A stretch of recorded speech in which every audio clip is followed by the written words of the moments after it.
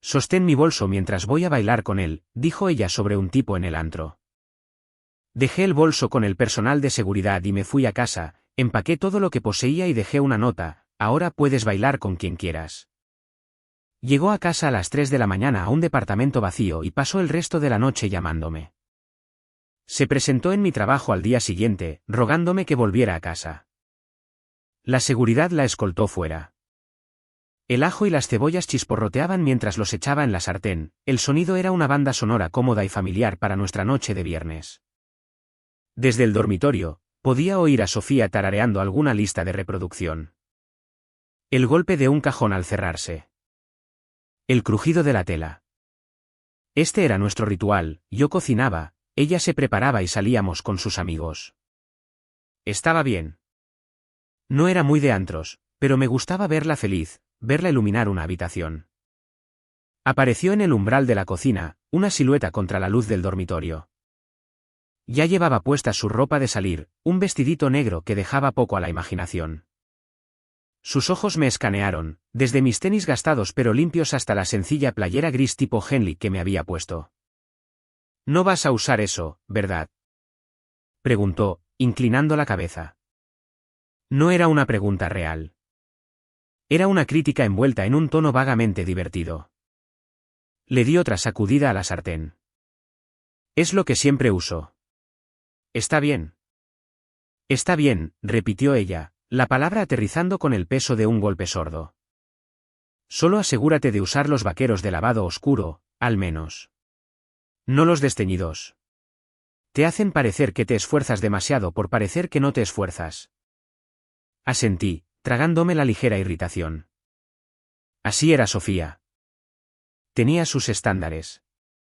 Solía pensar que era porque quería que me viera lo mejor posible. Ahora, a veces sentía que yo era un proyecto que estaba perpetuamente retrasado. Una hora después, fuimos tragados por el bajo. El antro, Averno, era un organismo palpitante de luces de colores y cuerpos sudorosos. El aire estaba cargado de perfume y el dulce olor de cócteles derramados. Nos había conseguido un lugar cerca de la barra, con 2 bebidas en la mano, mientras Sofía enviaba mensajes de texto furiosamente, presumiblemente coordinando con su amiga, Sara. «Sara llega tarde», gritó por encima de la música, sin levantar la vista de su celular. «No hay problema», le respondí a gritos.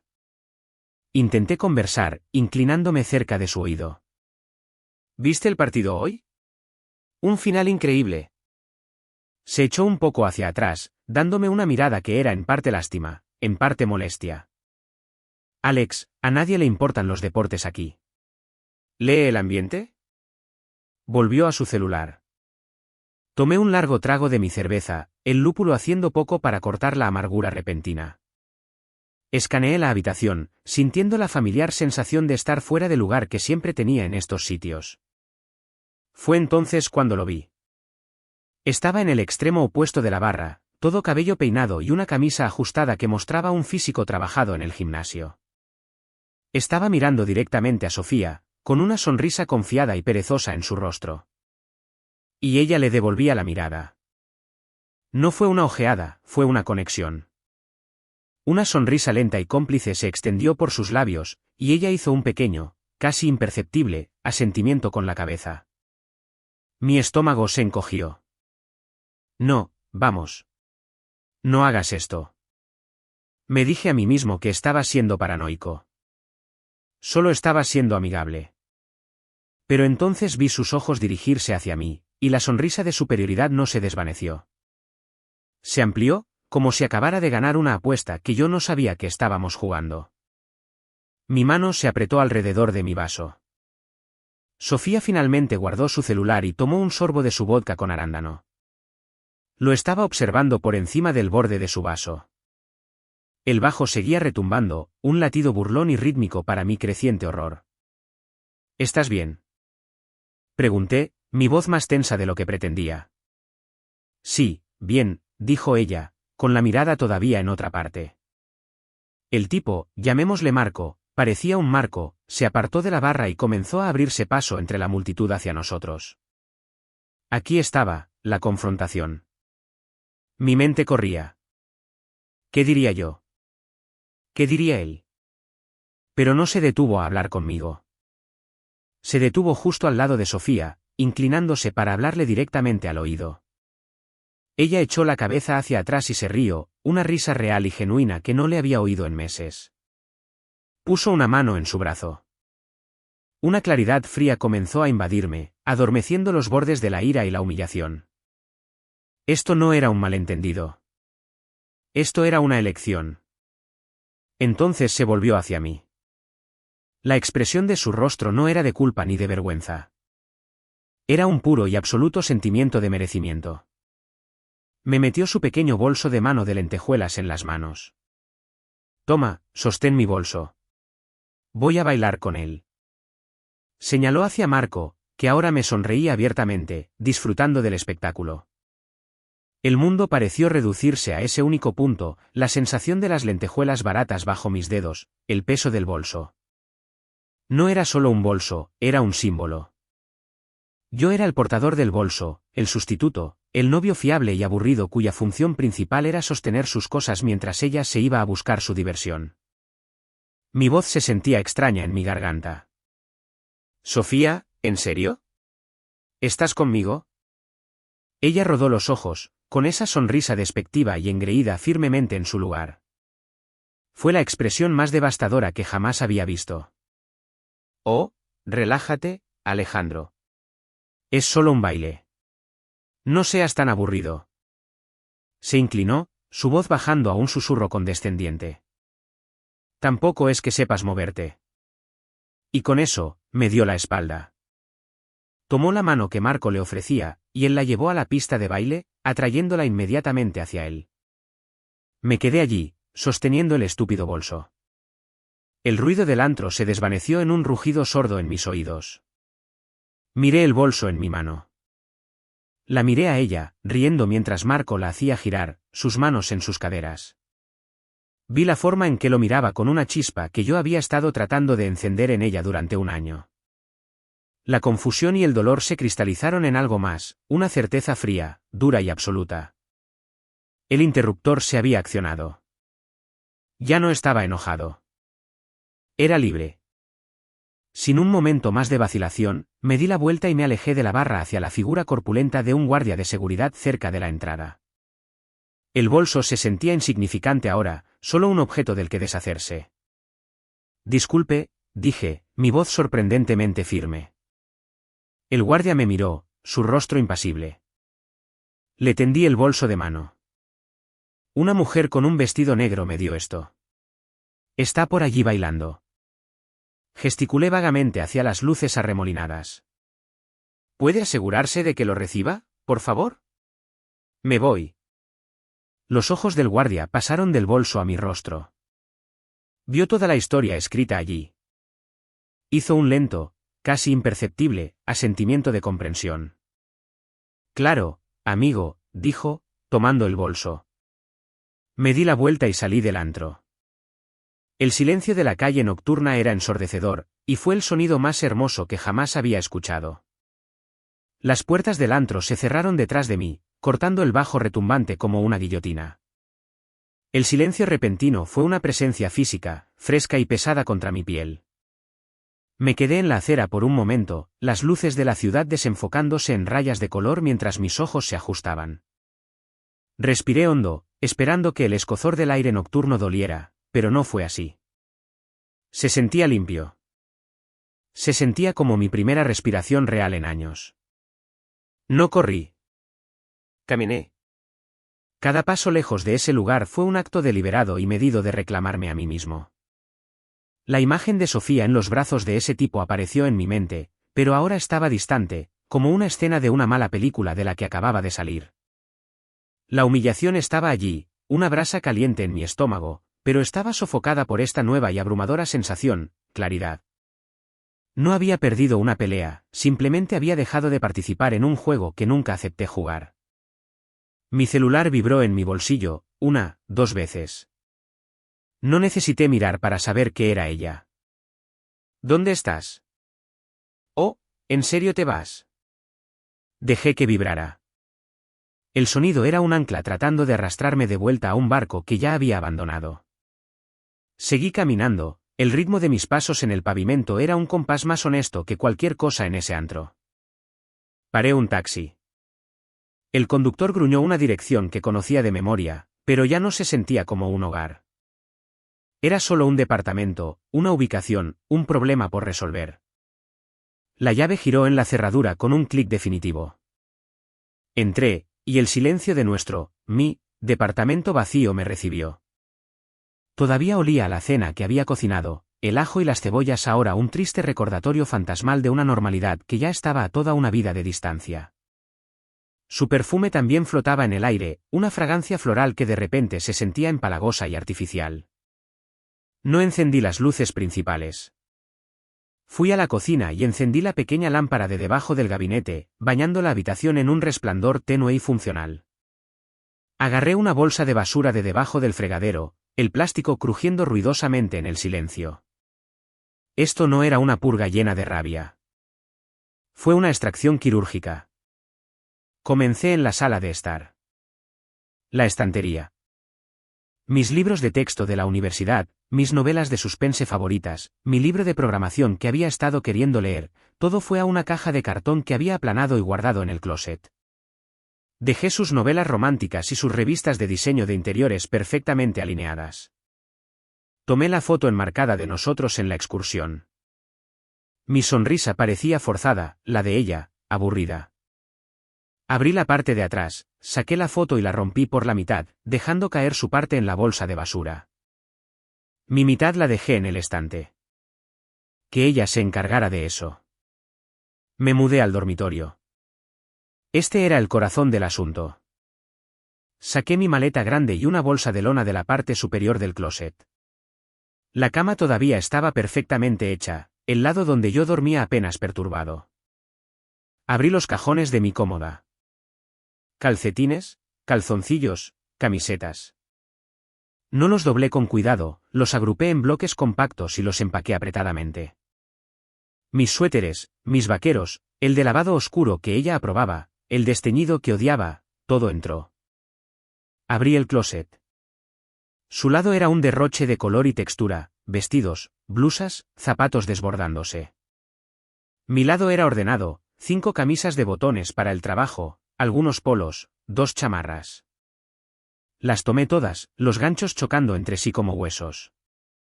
Dejé el espacio vacío, abierto. Del baño, despejé mi estante en el botiquín, desodorante, rastrillo, pasta de dientes. Dejé el tubo a medio usar de la marca Cara que a ella le gustaba. Tomé el champú que usaba, el jabón. Fue como borrar la evidencia de mi propia existencia, pieza por pieza. El último rincón era mi espacio de oficina en la esquina del dormitorio, mi laptop, su cargador, mi disco duro externo. Desenchufé la consola de juegos que había comprado, esa a la que ella le ponía los ojos en blanco. Un poco inmaduro, ¿no crees, Alex? Los cables se enroscaron en la caja como serpientes durmientes.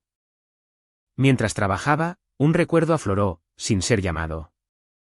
El día que nos mudamos, habíamos pintado esta habitación juntos, un gris suave que ella había elegido.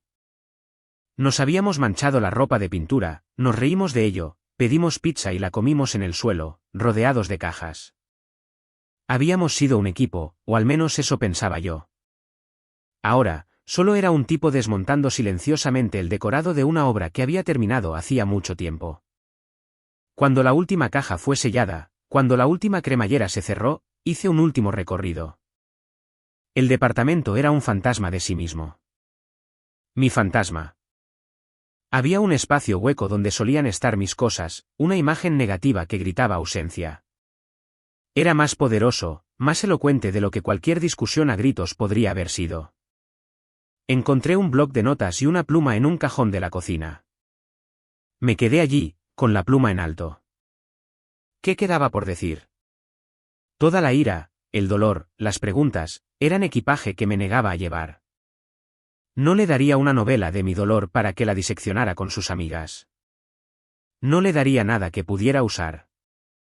Las palabras surgieron, simples y finales, ahora puedes bailar con quien quieras. No me llames. La apoyé contra la lámpara en mi mesita de noche vacía. No fue cruel, no fue amable. Fue una declaración de hechos, una transferencia de propiedad de la libertad que ella tan claramente deseaba. Cogí mi maleta con una mano, la bolsa de lona sobre mi hombro, una caja de cosas esenciales bajo mi brazo. Eché un último vistazo al espacio vaciado que ya no era mi hogar. Luego apagué la luz de la cocina, sumergiéndola en la oscuridad. Cerré la puerta detrás de mí, el pestillo encajando con un suave y final clic. No miré hacia atrás. El pasillo estaba vacío. El edificio estaba en silencio. Salía la noche, el peso de mis pertenencias sintiéndose infinitamente más ligero que el peso de la vida que acababa de abandonar. La habitación del motel era un estudio en beige, paredes beige, cortinas beige, una colcha beige que olía ligeramente a cloro y soledad. Era perfecta. Estaba en silencio. Dejé mis maletas junto a la puerta, la finalidad del golpe seco fue un punto final satisfactorio en la frase de mi antigua vida. No me sentía triunfante. Me sentía vacío, pero era un vacío limpio, un espacio vaciado listo para ser llenado con algo nuevo, algo que fuera enteramente mío. Enchufé mi celular al cargador en la mesita de noche. La pantalla se iluminó, un aluvión de notificaciones inundando la pantalla. No las leí. Solo observé los números en el reloj digital cambiar de 1:17 de la madrugada a 1:18. El silencio era una bomba. Entonces la pantalla se iluminó, vibrando con un zumbido áspero e insistente. ¿Sofía? La foto era de tiempos más felices, con la cabeza echada hacia atrás en una carcajada. No sentí nada. Dejé que sonara. La notificación del buzón de voz apareció casi al instante. Una parte de mí, la parte que había sido entrenada durante 3 años para calmarla, para arreglar las cosas, me instó a escuchar, a explicar. La silencié. Coloqué el celular boca abajo en la mesita de noche, las vibraciones ahora una abeja enojada y amortiguada atrapada bajo un cristal.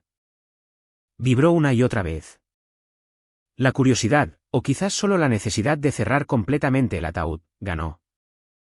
Puse el primer buzón de voz en altavoz, con los brazos cruzados mientras miraba por la ventana el letrero de neón de un Vips al otro lado de la calle. Vip. ¿Dónde estás? ¿Qué demonios? Todas tus cosas han desaparecido. Esto no es gracioso. ¿Eres en serio tan patético que simplemente huyes? Llámame, Alejandro. Ahora. Su voz era un latigazo de confusión e ira. Sin remordimientos, solo indignación por haberme atrevido a interrumpir su narrativa. Lo borré. El siguiente llegó 15 minutos después. El tono había cambiado. Vip. Vale, lo entiendo.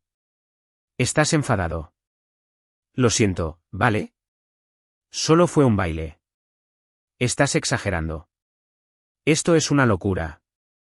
No puedes simplemente empacar y irte. Vivimos juntos. Por favor, solo vuelve a casa para que podamos hablar de esto como adultos. Solo un baile. Las palabras eran tan insultantemente triviales, un intento desesperado de minimizar la bomba nuclear que había arrojado sobre nuestra relación. No lamentaba lo que hizo, lamentaba que yo hubiera reaccionado. Lo borré. El tercer buzón de voz fue el más largo. Llegó alrededor de las 3:45 de la madrugada. El antro estaría cerrado. Estaría en casa, verdaderamente sola en ese departamento medio vacío por primera vez. Vip. Una inhalación temblorosa. El tipo era un cretino, Alex. Un completo cretino. Se fue con otra persona 1 hora después que tú. Estoy sola. Yo estoy asustada. ¿Te necesito? Su voz se quebró en un sollozo. Por favor, cariño. Lo siento mucho. Leí tu nota. Por favor, no hagas esto. Eres mi persona. ¿Te quiero? Por favor, solo vuelve a casa. No puedo estar aquí sola. Ahí estaba. Las consecuencias, servidas bien frías. La diversión que había elegido había revelado su verdadera y hueca naturaleza. El caballero con armadura de gimnasio era solo un troll. Y ahora, la estabilidad que había dado por sentada se había ido. Sus lágrimas eran reales, pero no eran por mí, eran por su propia comodidad, que de repente se había desvanecido. Sentí una lástima distante y académica, del tipo que podrías sentir por un personaje en una tragedia, pero ninguna necesidad de rescatar, ninguna necesidad de arreglarlo. Borré el buzón de voz, silencié mi celular y me fui a dormir. El silencio era profundo. A la mañana siguiente, entré en mi edificio de oficinas a las 8:15 de la mañana, justo a tiempo. Llevaba una camisa de botones limpia y sencilla. Me había tomado un café. En la superficie, era la viva imagen de la normalidad. Por dentro, era una fortaleza. Mi compañero de trabajo, David, levantó la vista de su escritorio. ¿Noche dura? Pareces cansado. Le di una pequeña y genuina sonrisa. Solo una noche larga. Me siento bien hoy, en realidad. Y era verdad. El mundo tenía una nueva y nítida claridad. El trabajo en mi pantalla tenía sentido. El parloteo de la oficina era solo ruido de fondo, no una distracción. Fue alrededor de las 10:30 de la mañana cuando comenzó la conmoción, una voz elevada en la recepción al final del pasillo, débil pero inconfundible. Su voz. Mi espalda se enderezó, pero no levanté la vista. Me concentré en la línea de código que estaba depurando. El sonido se acercó, acompañado por los tonos firmes y bajos de Brenda, la jefa de seguridad. La puerta de mi oficina estaba abierta. Una sombra cayó sobre mi escritorio. Levanté la vista. Sofía estaba allí, enmarcada en el umbral de mi puerta. Se veía destruida. Su maquillaje estaba corrido bajo sus ojos, su cabello era un desastre, y todavía llevaba el mismo vestidito negro de la noche anterior, que ahora parecía arrugado y patético bajo la dura luz fluorescente. Brenda estaba detrás de ella, con una mano firme en su codo, su rostro una máscara de neutralidad profesional. Señor, insistió en verlo, dijo Brenda. Le dije que necesita una cita. Los ojos de Sofía eran pozos anchos y enrojecidos de puro pánico. Alejandro, susurró, su voz quebrándose. Me recliné en mi silla, juntando las yemas de mis dedos. Está bien, Brenda. Danos un momento. Brenda pareció escéptica pero asintió, dando un paso atrás pero permaneciendo al alcance del oído. Sofía tropezó al entrar en mi oficina, sus tacones haciendo un clic inestable en el suelo. No puedes simplemente desaparecer así, espetó, las palabras temblando. Estuvimos juntos durante 3 años. Me dejaste por un baile. Mantuve mi voz baja, tranquila y firme. No se oyó más allá del umbral. No te dejé por un baile, Sofía. Te dejé porque me dijiste exactamente quién eres. Simplemente te creí. La lógica, tan simple e irrefutable, pareció cortocircuitar su cerebro. El pánico en sus ojos parpadeó y se convirtió en algo más oscuro, ira. Los verdaderos colores emergían ahora que las lágrimas no habían funcionado. ¿Así que eso es todo? Siseó, su voz elevándose. ¿Vas a tirar todo por la borda? Eres un cobarde. Ni siquiera tuviste las agallas de luchar por mí, de quedarte allí y decirle a ese tipo que se apartara. No me inmuté. Sostuve su mirada, la mía completamente serena. No había nada por lo que luchar, dije, con tono final. Luego, desplacé mis ojos hacia Brenda en el pasillo. ¿Seguridad? Brenda estuvo dentro de la habitación en 2 zancadas.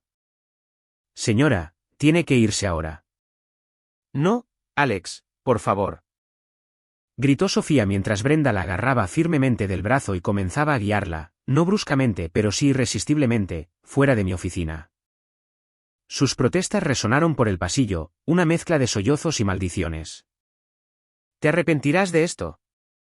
Nunca encontrarás a nadie como yo. Me necesitas. Me necesitas. Observé hasta que doblaron la esquina, su voz desvaneciéndose. Luego volví a la pantalla de mi ordenador. La línea de código seguía allí, esperando, un problema solucionable. Tomé un sorbo de mi café. Todavía estaba caliente. El teléfono de mi escritorio sonó, una línea interna. Era recepción. Alejandro, lamento mucho eso. ¿Está todo bien? Todo está bien, dije, y por primera vez, lo decía de verdad, completamente. No volverá. Colgué, puse mis manos en el teclado y volví al trabajo. El silencio en mi oficina ya no estaba vacío. Era pacífico. Las semanas siguientes fueron un estudio de recuperación silenciosa. La habitación de Motel Base fue un capullo temporal, un espacio neutral donde pude mudar la piel del hombre que había sido con Sofía. Encontré un agente inmobiliario, y con la fría eficiencia de alguien a quien le acababan de aclarar violentamente sus prioridades, alquilé un pequeño y moderno departamento al otro lado de la ciudad. Tenía techos altos, grandes ventanales y ningún recuerdo.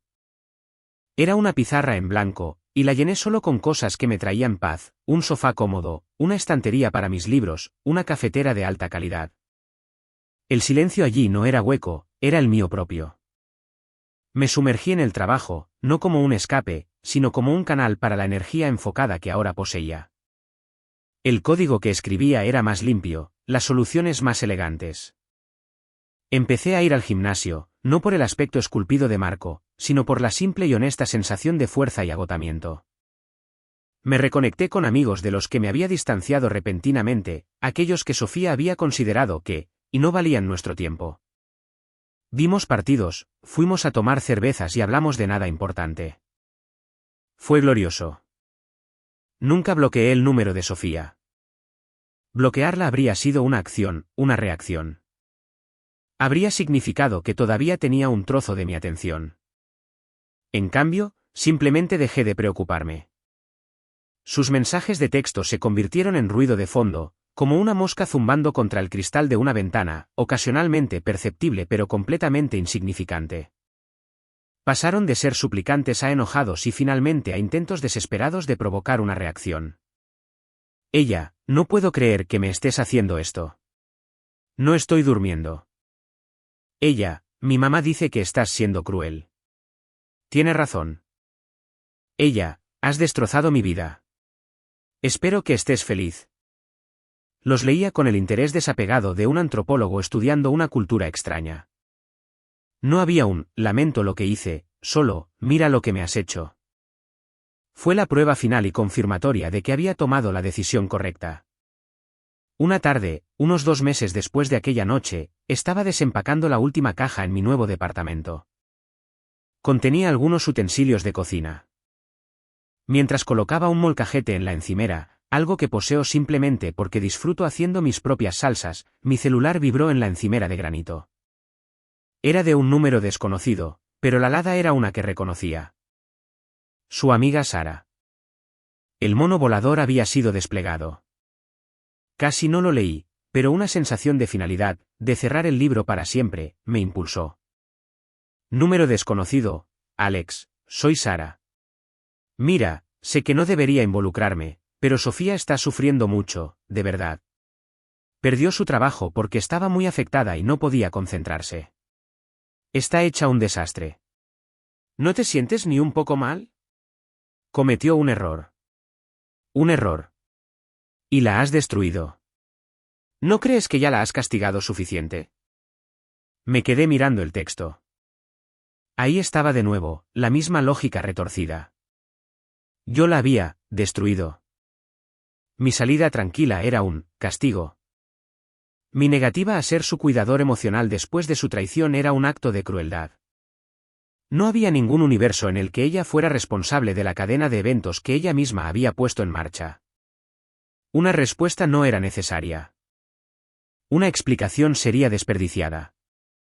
Pero el fantasma del hombre que solía ser, el que habría sentido un nudo de culpa en el estómago y se habría apresurado a arreglarlo, necesitaba un último exorcismo.